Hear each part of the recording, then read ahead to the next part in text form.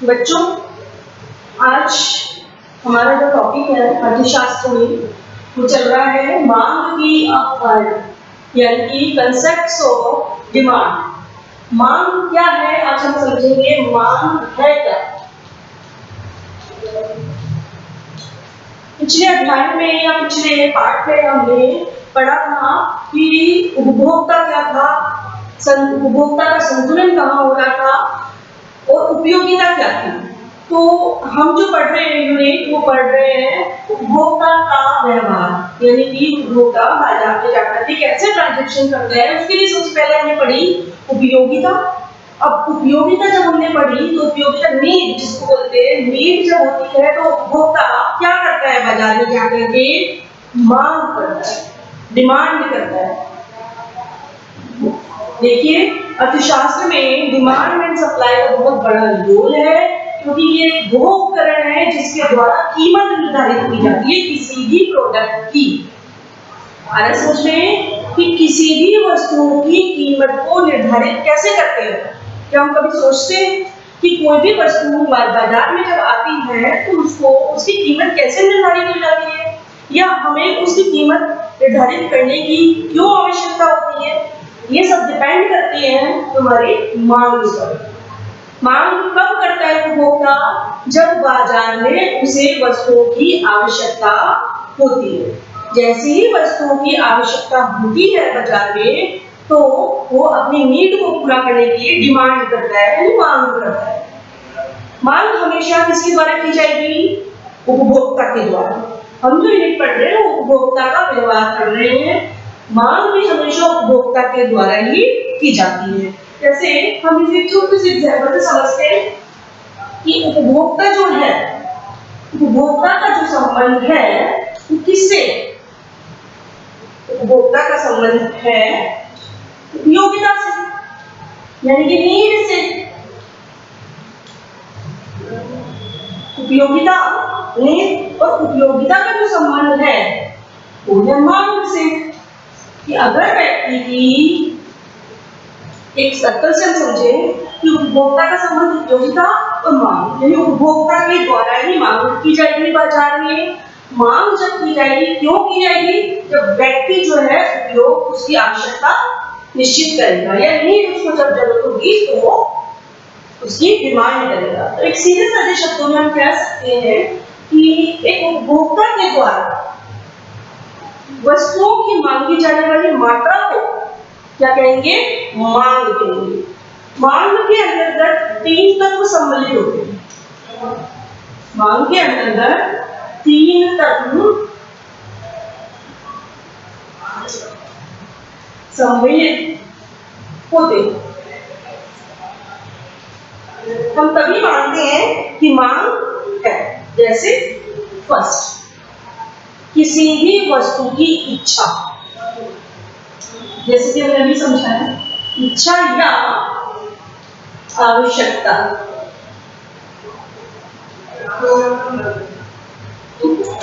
दूसरा,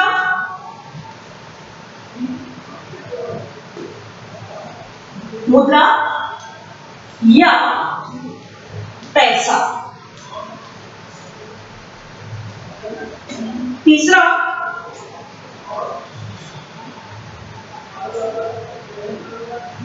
इच्छा हो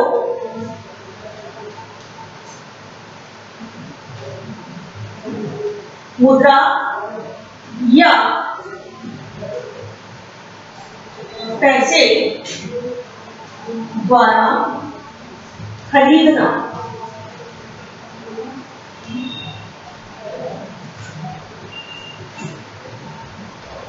देखिए मांग, अगर हम सीधे साधे शब्दों में बोले कि मांग की अवधारणा को समझाइए, तो मांग की जो अवधारणा है वो 3 तत्व उसमें सम्मिलित होते हैं।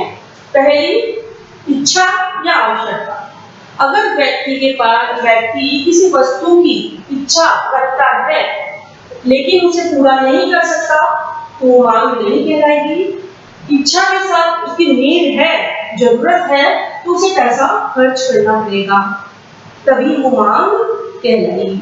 यानी कि मांग को प्रभावित करने वाले तत्व हो गए, एक तो उपयोगिता, नीड, इच्छा, दूसरी, उसको पाने के लिए या अपनी इच्छा को पूरा करने के लिए मुद्रा या पैसा को खर्च करना पड़ेगा। जो हमने बताया, इच्छा को मुद्रा या पैसे द्वारा खरीदना।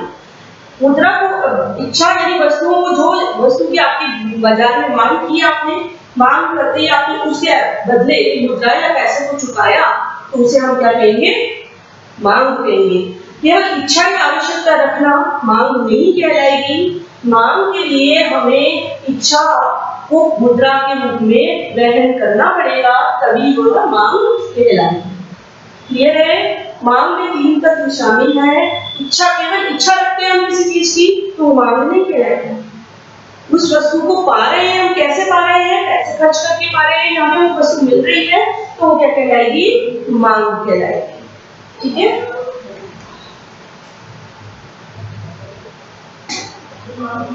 देखिए, इसमें सबसे इम्पोर्टेंट चीज है कि मांग जो है वो उपभोक्ता द्वारा की जाती है। उपभोक्ता उस वस्तु की मांग कब करेगा? किसी भी समय में, एक इकाई समय में उपभोक्ता अगर किसी वस्तु की मांग करता है और उस मांग की मात्रा को बदले में कीमत चुकाता है, उसे हम मांग कहते हैं। हम लिख सकते हैं यहाँ पे मांग का अर्थ किसी समय विशेष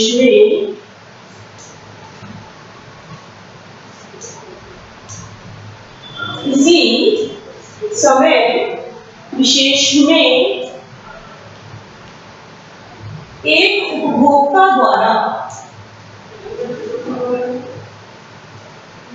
या हम केवल उपभोक्ता भी लिख सकते हैं, किसी समय विशेष में उपभोक्ता द्वारा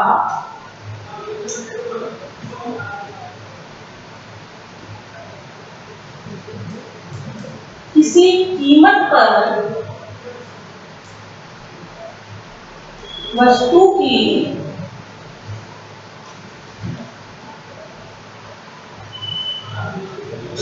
मांगी जाने वाली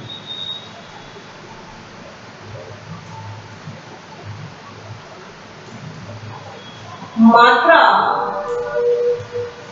मांग कहलाती है।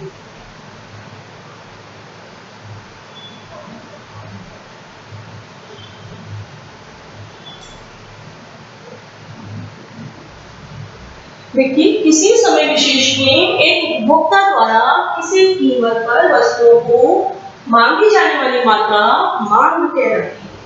आपने देखा, मांग का तात्पर्य डिमांड क्या है, बाजार में हमारी क्या डिमांड है, हम उसको डिनोट कर रहे हैं या हम उसको समझा रहे हैं कि हमारी क्या डिमांड है। हम कैसे पता लगा लेते हैं ये चीज डिमांड या मांग बन गई है? अभी पता लगा सकते हैं जब हमारी आवश्यकता है, नीड है या उस वस्तु की उपयोगिता है हमें, तो उपभोक्ता क्या करेगा? बाजार में जाकर के उस वस्तु की डिमांड करेगा।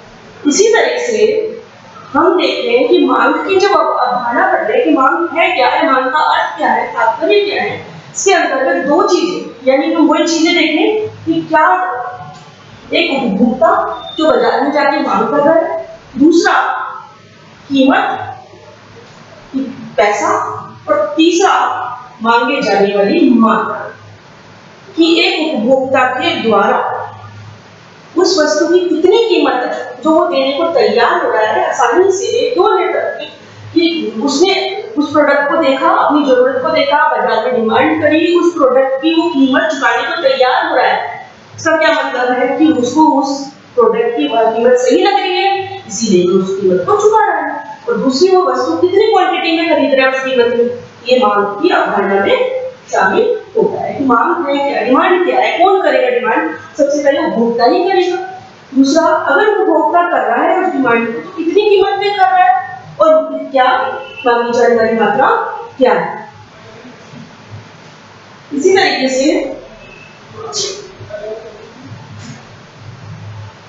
जो मांग है, मांग के प्रकार भी हैं, टाइप्स ऑफ डिमांड। केवल एक ही तरह की नहीं है मांग के प्रकार। मांग कितने प्रकार की है?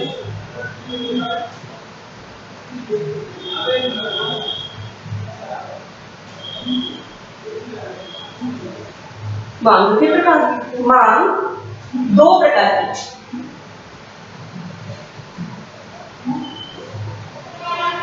पहला, व्यक्तिगत मांग।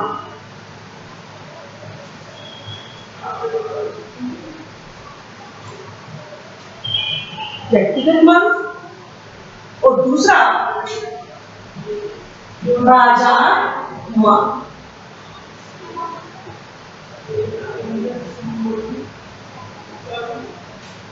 देखिए, हमने मांग के दो प्रकार पढ़े। पहला व्यक्तिगत मांग, जो हमने मांग के अर्थ में समझा कि किसी समय विशेष में अगर एक व्यक्ति या एक उपभोक्ता किसी वस्तु की उस कीमत पर मांग करता है या मांगी जाने वाली मात्रा लेता है तो उसे हम व्यक्तिगत मांग कहते हैं। यानी एक उपभोक्ता द्वारा किसी निश्चित समय में हम कीमत के अकॉर्डिंग मांगी गई मात्रा मांग रहे हैं तो क्या कहलाती है? व्यक्तिगत मांग। यानी कि इसमें हम लिख सकते हैं कि एक व्यक्ति के द्वारा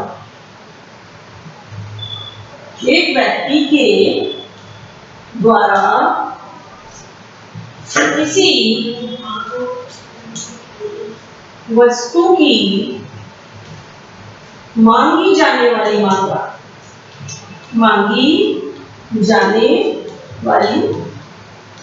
मात्रा क्या कहलाती है? व्यक्तिगत मांग। इसी को देखा जाए कि मांग के प्रकार को हमने दो भागों में बांटा गया है। बहुत इंपॉर्टेंट चीज है क्योंकि इसी से बाजार मांग सूची होगी, मांग वक्र बनेंगे। तो इसलिए आप इसको बिल्कुल ध्यान से समझें कि व्यक्तिगत मांग जो है वह एक व्यक्ति के द्वारा किसी वस्तु की मांगी जाने वाली मात्रा कहलाती है। इसी के द्वारा अगर हम देखें बाजार मांग व्यक्तिगत मांग भी इसमें कन्वर्ट हो जाती है, बाजार मांग हो जाती है, यानी मार्केट की डिमांड। एक वस्तु की मांग अगर एक व्यक्ति कर रहा है तो वो व्यक्तिगत मांग है। अगर एक ही वस्तु की मांग सभी व्यक्ति कर रहे हैं, यानी सभी उपभोक्ता उसी वस्तु की मांग कर रहे हैं उतनी ही कीमत पर, तो क्या कहलाएगी? बाजार मांग। एक व्यक्ति यानी एक उपभोक्ता की जो मांग है उनका क्षैतिज जोड़ क्या कहलाता है? बाजार मांग। इसलिए सीधे साधे शब्दों में हम कह सकते हैं कि सभी व्यक्ति द्वारा या सभी उपभोक्ताओं के द्वारा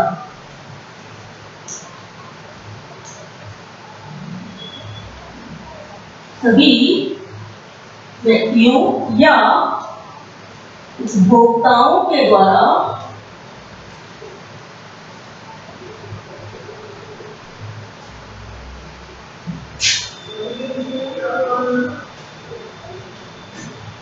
सभी व्यक्तियों या उपभोक्ताओं के द्वारा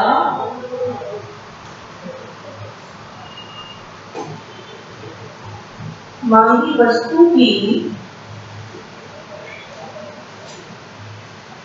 मांगी जाने वाली मात्रा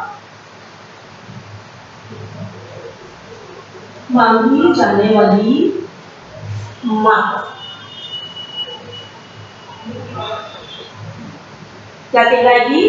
बाजार मांग। यानी कि इसके अंदर देखा हमने कि एक व्यक्ति के द्वारा मांगी जाने वाली व्यक्तिगत, तो सभी व्यक्ति, यहाँ पे व्यक्ति कौन है? साधारण व्यक्ति नहीं, एक उपभोक्ता की बात हो रही है क्योंकि हम जो यूनिट पढ़ रहे हैं वो उपभोक्ता के व्यवहार को पढ़ रहे हैं। तो हम यहाँ पे लिख सकते हैं उपभोक्ता के द्वारा या एक व्यक्ति के द्वारा। इसी तरह से सभी व्यक्तियों या उपभोक्ताओं के द्वारा वस्तु की मांगी जाने वाली मात्रा क्या कहलाएगी? बाजार मांग।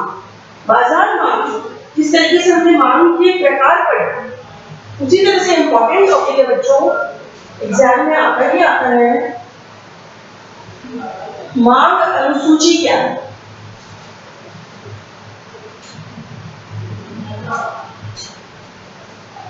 मांग अनुसूची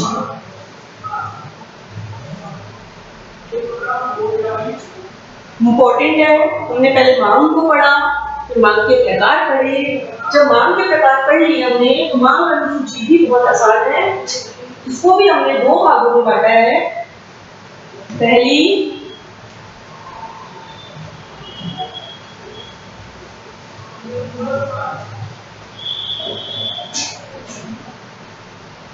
व्यक्तिगत अनुसूची,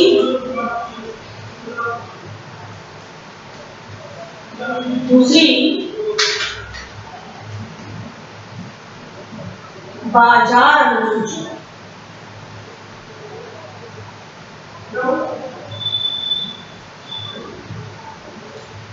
देखिए, मांग जब हमने पढ़ी तो व्यक्तिगत मांग पढ़ी थी और बाजार मांग पढ़ी थी।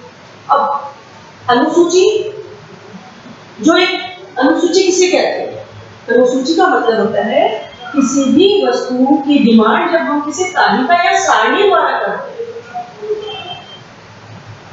इसे हम क्या कहेंगे? अनुसूची। एक तरीके से जब उपभोक्ता अपनी वस्तु को खरीदने बाजार में जाता है तो वो एक तालिका या सारणी, एक सूची बना लेता है, लिस्ट बना लेता है कि हमें सबसे पहले प्रेफरेंस इस वस्तु को देना है खरीदने के लिए, फिर इसके बाद हम ये खरीदेंगे, इसके बाद ये खरीदेंगे। तो यानी कि व्यक्तिगत मांग जो है एक तालिका या सारणी के रूप में दर्शाई जाती है, तो उसे हम क्या कहेंगे? व्यक्तिगत अनुसूची। जो हमने मांग पढ़ी थी अभी कि व्यक्तिगत मांग, अगर व्यक्तिगत मांग को हम तालिका या सारणी के रूप में दर्शाएं तो क्या कहलाएगी? व्यक्तिगत अनुसूची। हमेशा प्राप्त करें हम सीधे सारे शब्दों में कि व्यक्तिगत मांग को तालिका या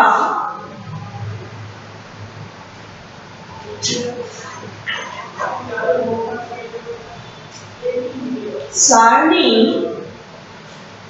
के रूप में दर्शाना क्या कहलाता है? व्यक्तिगत अनुसूची। हम किसको कर रहे हैं तालिका के रूप में? व्यक्तिगत मांग को। ठीक है, तो व्यक्तिगत मांग को हम किसमें दर्शाएं? तालिका या अनुसूची या सारणी में दर्शाएं तो वो व्यक्तिगत अनुसूची कहते हैं। इसी तरह से सेम वही चीज कि बाजार अनुसूची क्या कहलाएगी? कि बाजार अनुसूची इसके अंतर्गत बाजार मांग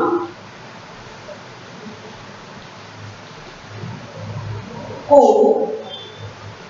तालिका या सारणी के रूप में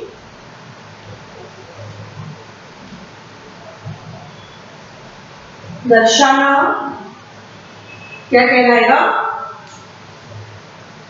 बाजार अनुसूची।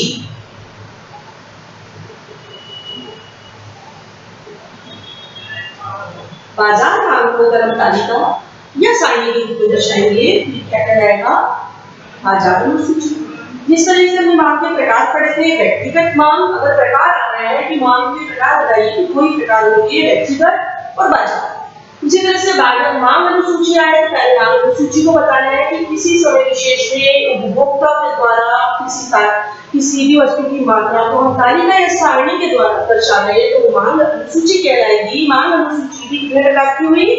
2 प्रकार, व्यक्तिगत अनुसूची और बाजार अनुसूची। ठीक है, इसको हम व्यक्तिगत मांग अनुसूची जो है उसे हम एक तालिका से समझाते हैं कि किस तरीके से हम इसको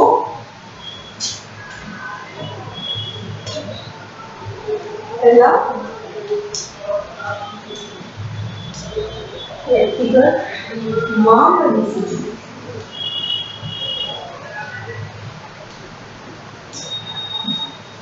लेकिन नाम से पता चल रहा है कि एक व्यक्ति के द्वारा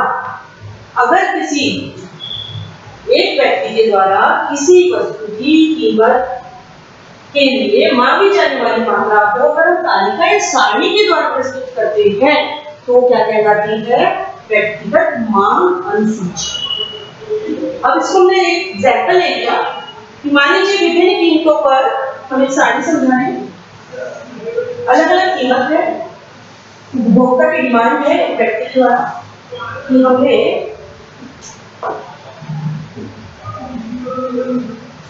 प्रति केजी कीमत दे, प्राइस दे।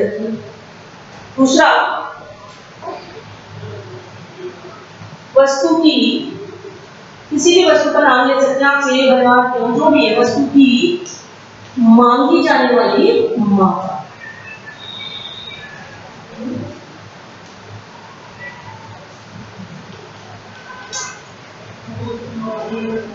दो तत्व हो गए, एक कीमत और एक मात्रा।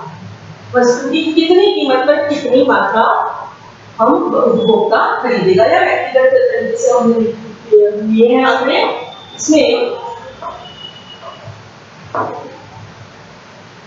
प्राइस को हमने बढ़ती दर से बताया।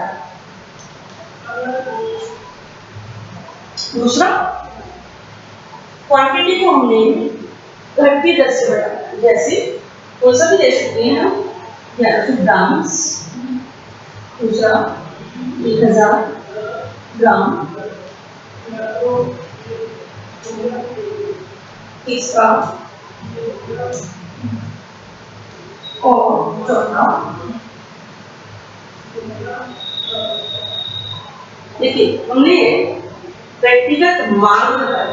पहले तो व्यक्तिगत मांग क्या है कि किसी समय विशेष में किसी वस्तु की मांगी जाने वाली मात्रा, उसकी कीमत क्या है, उसके अकॉर्डिंग हमने व्यक्तिगत मांग बताई कि एक ही व्यक्ति अपनी डिमांड को कैसे रखता है।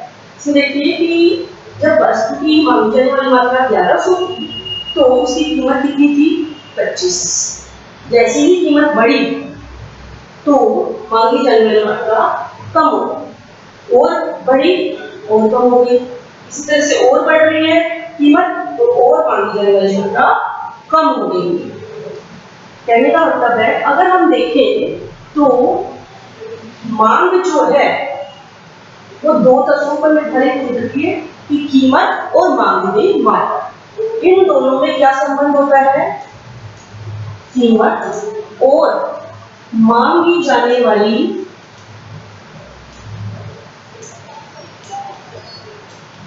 मात्रा, इन दोनों को व्यक्त करती है कौन, मांग। अगर प्रश्न आता है कि मांग और कीमत में क्या संबंध है, या कि मांग जो है कीमत में क्या संबंध रखती है, तो हम ये बता सकते हैं कि डिमांड, जब कोई चीज या वस्तु, सीधे साधे शब्दों में देखें कि जब कोई वस्तु सस्ती हो जाती है तो हम ज्यादा मांगते हैं, डिमांड करते हैं, या बाजार में उसकी डिमांड बढ़ जाती है। जब वस्तु महंगी हो जाती है तो उसकी हम क्वांटिटी कम खरीदते हैं कि महंगी वस्तु है तो वही नियम लागू होता है मांग का नियम कि अगर वस्तु सस्ती है, यानी कि अगर चीज 25 रुपए किलो थी तो उपभोक्ता कितने ग्राम खरीदा था, 1100। जैसे ही थोड़ी कीमतों में बढ़ोतरी हुई 50 रुपए, उसकी क्वांटिटी कम कर दी। इसी तरह से और महंगी हो गई तो उसकी क्वांटिटी और कम हो गई, और वस्तु बहुत महंगी हो गई तो क्वांटिटी बहुत जरूरत है उतनी ही खरीद ली।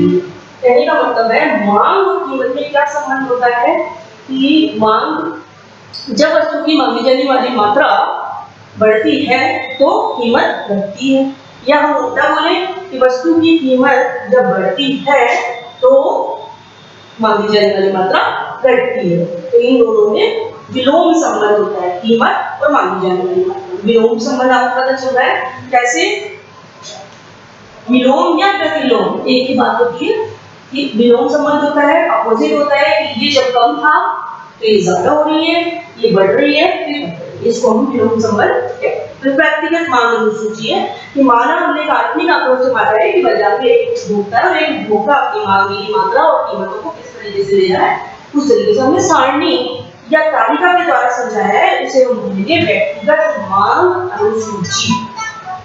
इसी तरह से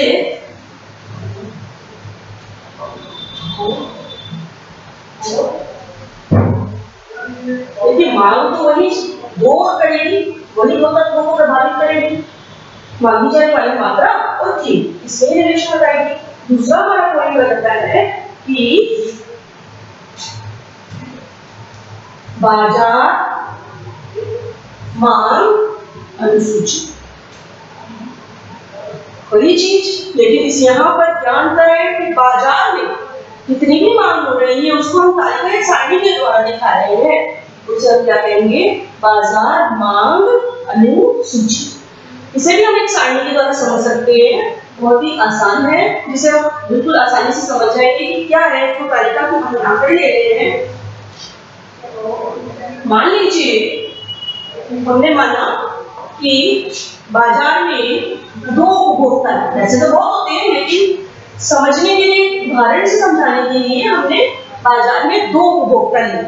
पहला हमने मान लीजिए एक उपभोक्ता लिया है, दो उपभोक्ता हमने एक ही लिया था, प्रति केजी कीमत, प्राइस, ठीक है। ए के द्वारा मांगी जाने वाली मात्रा, बी के द्वारा मांगी जाने वाली, माना हमने बाजार में तो बहुत सारे उपभोक्ता है, लेकिन हम क्या मान रहे हैं, माना यहाँ दो उपभोक्ता है, उसी से हम बाजार मांग समझ रहे हैं। दो उपभोक्ता है, लिख रहे हैं यहाँ पर ए उपभोक्ता है, इसके द्वारा मांगी जाने वाली मात्रा, जिसको हम क्यू बोलते हैं, ठीक है। इसी तरह से बी द्वारा कोई भी नाम लिख सकते हैं आप, उपभोक्ता का मांगी जाने वाली मात्रा। तीसरी चीज इंपॉर्टेंट आती है कि हम किसकी बात कर रहे हैं, हम बाजार मांग बन रही है कि एक व्यक्तिगत मांग कब बाजार मांग बन जाती है, यानी कि एक व्यक्ति, एक उपभोक्ता या एक व्यक्ति की मांग का जो जोड़ है वो क्या कहलाता है, बाजार मांग। तो सबसे इंपॉर्टेंट बाजार मांग कैसे बनी कि इन व्यक्तियों ए और बी, इन दोनों का जोड़ जो है वो क्या कहलाएगा, बाजार मांग है। नियम वही मांग का कि वस्तु की कीमत बढ़ेगी तो क्वांटिटी कम होगी। जैसे हमने वही रख लेते हैं 20, 25, 50, या हम लिखते हैं 25 या आंकड़े बोलने वाले लेंगे 25, 50, 75 और 100। इसमें 1000 ग्राम, या हमने इमेजिनेशन से लिए हैं आंकड़े, कुछ भी ले सकते हैं, लेकिन आपको घटती दर से लेना है, प्राइस बढ़ती दर से और क्वांटिटी घटती दर से। और इस तरीके से एक उपभोक्ता के द्वारा दूसरे उपभोक्ता की भी सारणी हम इसी तरीके से बनाएंगे, इसमें भी उसी के द्वारा हम लेंगे, उस तरीके से थोड़े आप लोग परिवर्तन कर देंगे, लेंगे वैसे।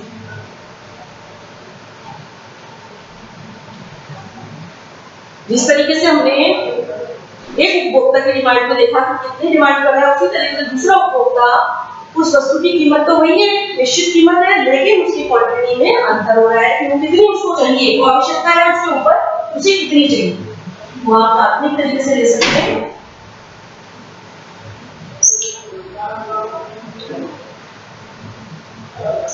इस तरीके से अब बाजार मांग कैसे बन रही है, देखिए कीमत वही है, लेकिन उपभोक्ताओं की डिमांड यानी कि बाजार मांग कैसे बन रही है, एक दोनों का जोड़, यानी अगर बाजार में 3 उपभोक्ता मांगते हैं, 300 मांगते हैं या 3000 मांगते हैं, उन सबका जोड़ क्या कहलाएगा, बाजार मांग। हम सारणी में एक तरह उपभोक्ता का नहीं दिखा सकते, इसीलिए हमने पहले ही यहाँ पे लिखा हुआ है, माना यहाँ दो उपभोक्ता है। आपको भी एग्जाम में आएगा, बाजार मांग अनुसूची को समझाइए तो आप सारणी में ऐसे इमेजिनेशन से दो उपभोक्ता लेकर के और बता सकते हैं। इन दोनों का जोड़, यानी हमने बताया इसका जोड़ लेंगे बाजार मांग, इन दोनों 1000 और 1100, इन दोनों को जोड़ेंगे तो 2100 ग्राम बाजार मांग में कीमत हुई 25 रुपए। इसी तरह से 750 और 875 को हम जोड़ेंगे,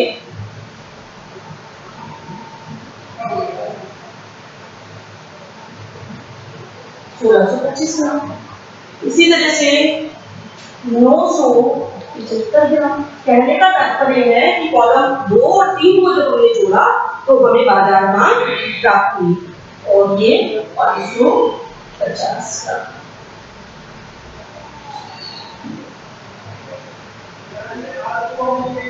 इस तरीके से बाजार मांग में हमने क्या पाया कि जब दो उपभोक्ता हैं तो क्या से डिमांड कर रहे हैं, अपनी अपनी मांगी जाने मात्रा को दिखा रहे हैं, और इन दोनों का जोड़ अगर मान लीजिए तीसरा उपभोक्ता होगा तो उसका भी जोड़ क्या कहलाता, बाजार मांग कहलाता है।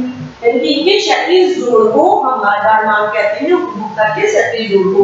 और अगर एक ही उपभोक्ता के द्वारा हमने बनाई तो हम सिर्फ कीमत और उसके एक उपभोक्ता की मांगी जाने वाली मात्रा, तो ये कहलाती व्यक्तिगत मांग अनुसूची, जिसे हम तालिका या सारणी के द्वारा प्रस्तुत कर रहे हैं। यहाँ पर इस बाजार मांग में हमने जब हम तालिका या सारणी बनाएंगे तो आप नीचे उस तालिका को या उपरोक्त सारणी को विस्तृत रूप से समझाएंगे कि जैसे जैसे वस्तु की मात्रा घटती है, उपभोक्ता घटती क्यों है?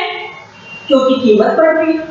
कि अगर वस्तु की कीमत बढ़ती जाएगी तो उपभोक्ता अपनी वस्तु की मांगे जाने वाली मात्रा को कम करता जाएगा। यानी कि अगर हम सीधे साधे शब्द को देखें तो अगर कीमत कम है, किसी वस्तु की सस्ती है तो वो ज्यादा लेगा चीज, और अगर वो महंगी हो जाती है तो कीमत।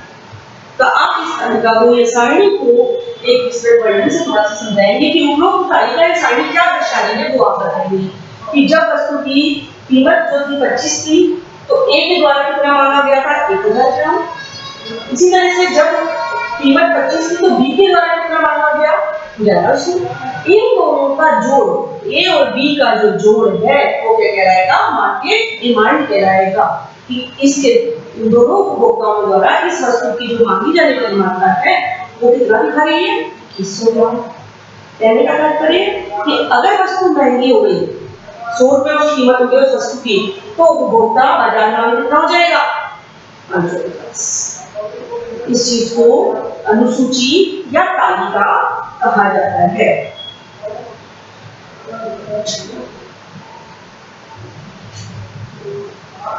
आपकी बुक में इस सारणी को या तालिका को दे रखा है, आप उसे अच्छे से देखें, समझें। जब व्यक्तिगत मांग आपको समझ में आ जाएगी तो व्यक्तिगत मांग अनुसूची भी आप आराम से तैयार कर सकते हैं। जब व्यक्तिगत मांग अनुसूची आप तैयार कर लेंगे तो बाजार मांग अपने आप तैयार हो जाएगी। बाजार मांग तैयार होने के बाद बाजार मांग अनुसूची बन जाएगी। इसी तरीके से तीसरा इंपॉर्टेंट पॉइंट इसमें आता है, जिस तरीके से हमने मांग पढ़ा 2 प्रकार की, अनुसूची पढ़ा 2 प्रकार की, उसी तरह से हम पढ़ेंगे तीसरा जो अपना टॉपिक है वक्र, मांग वक्र, जिसे हम बोलते हैं डिमांड कर्व।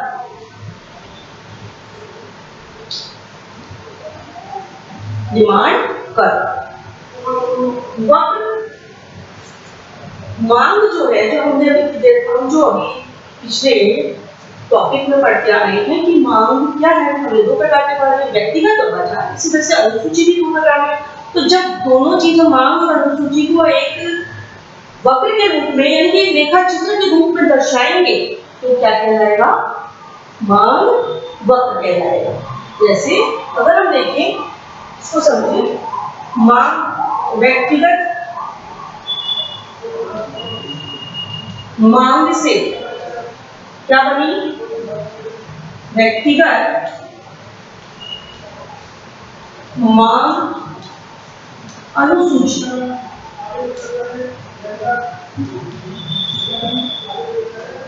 इसी तरह से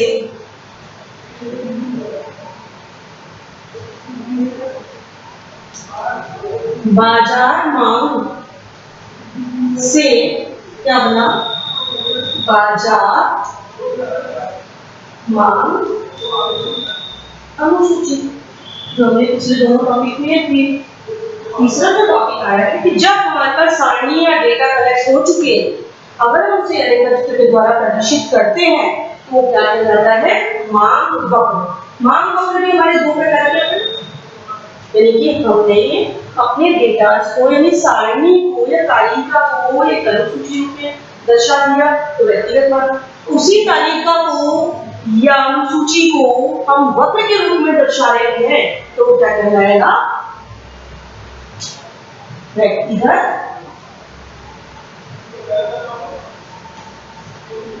मांग वक्र। अंतर समझ में आया? इसी तरह से बाजार मांग अनुसूची को हम एक रेखा चित्र या वक्र के द्वारा दर्शाएंगे तो क्या कहलाएगी? बाजार मांग वक्र। देखिए तीनों चीज अपने आप में इम्पोर्टेंस रखती है।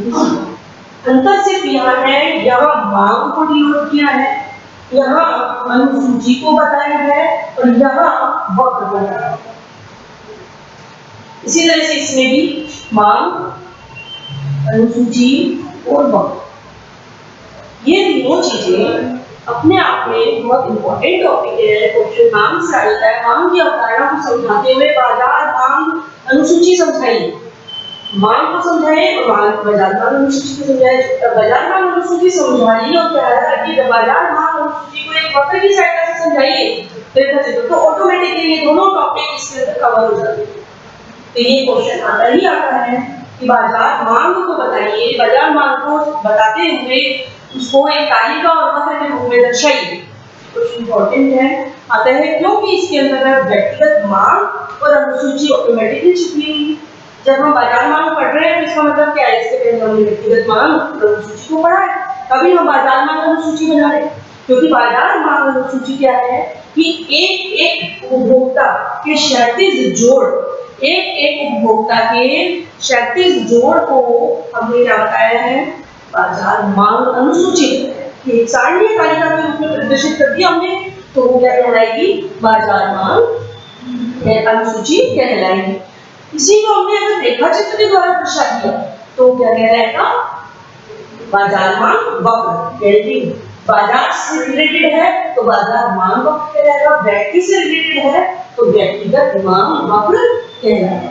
कहने का तात्पर्य अगर हम देखें तो यह मांग वक्र से हम आशु पढ़े तो सिंपल सा है कि प्रश्न में जिस तरह से अनुसूची बनाई उस तरह से मांग वक्र बनेगा। अगर आपके पास सारणी या तालिका बनी हुई है व्यक्तिगत मांग और मांग वक्र की, आप उस तरीके से इसको रेखा चित्र द्वारा दर्शा सकते हैं। मांग वक्र जिसका मीनिंग हमने बताया कि किसी वस्तु की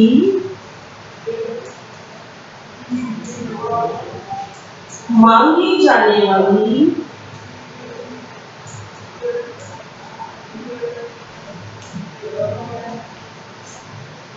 मात्रा और कीमत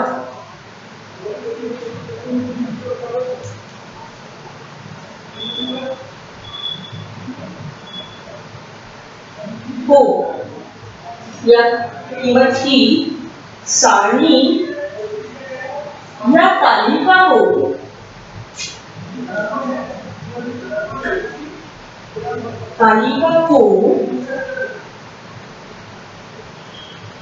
एक वक्र के रूप में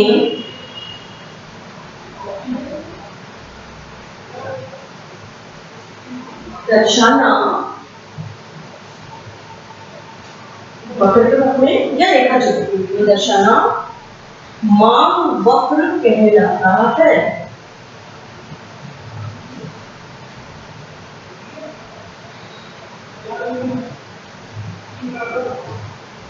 जिस तरीके से हमने बच्चों मांग की अवधारणा पढ़ी, मांग वक्र जिस मांग भी दो प्रकार की थी, व्यक्तिगत मांग और बाजार मांग। इसी तरह से मांग वक्र भी दो प्रकार का हुआ, जैसे कि मैंने पहले बताया कि मांग वक्र भी कितने प्रकार का हुआ?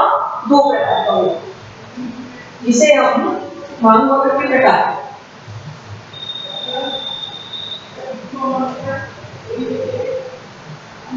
पहला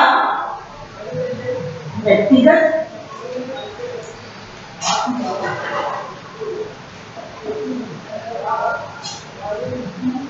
मांग वक्र, दूसरा बाजार मांग वक्र, जिसका अध्ययन हम अगले वीडियो में बच्चों इस दोनों टॉपिक से रिलेटेड हम अगले वीडियो में डिस्कशन करेंगे। उससे पहले आप इस वीडियो को देख करके इसमें सारणी और तालिका को अच्छे से समझें। समझ करके हम सारणी इन्हीं डेटा को वापस लेंगे जो हमने सारणी तालिका ली, इन्हीं तालिका सारणी से हम वक्र या रेखा चित्र बनाएंगे।